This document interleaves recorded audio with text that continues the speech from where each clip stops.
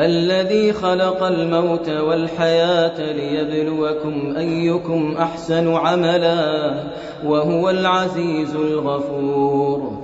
الذي خلق 7 سماوات طباقا ما ترى في خلق الرحمن من تفاوت فارجع البصر هل ترى من فطور ثم ارجع البصر كرتين ينقلب إليك البصر خاسئا وهو حسير.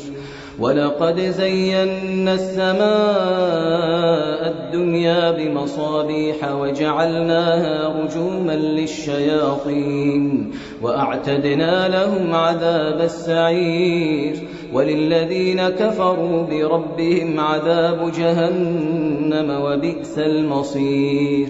إذا ألقوا فيها سمعوا لها